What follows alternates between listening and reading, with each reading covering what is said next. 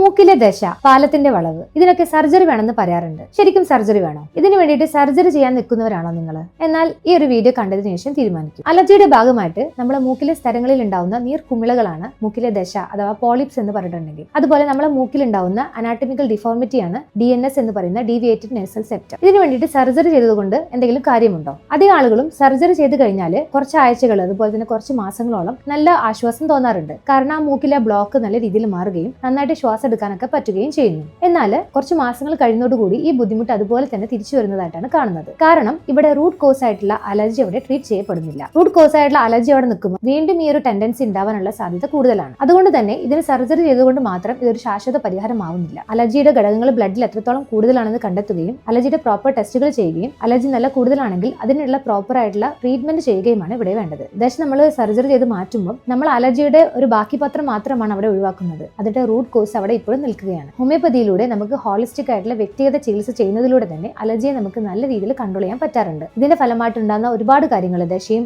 നിർത്താതെയുള്ള തുമ്മലും മൂക്കൊലിപ്പും ഒക്കെ നമുക്ക് നല്ല രീതിയിൽ കുറയ്ക്കാൻ പറ്റാറുണ്ട്. അപ്പൊ നമ്മൾ ഈ പ്രോപ്പർ ആയിട്ടുള്ള ട്രീറ്റ്മെന്റ് ചെയ്യുന്നത് വഴി തന്നെ നമുക്ക് ഈ ഒരു ടെൻഡൻസി നല്ല രീതിയിൽ കൺട്രോൾ ചെയ്യാൻ പറ്റുന്നതാണ്. സർജറി ചെയ്ത് കഴിഞ്ഞിട്ടും നിങ്ങൾക്ക് ഈ ബുദ്ധിമുട്ടുകളൊക്കെ തിരിച്ചു വന്നിട്ടുണ്ടോ? എന്നാൽ താഴെ കമന്റ് ചെയ്യൂ.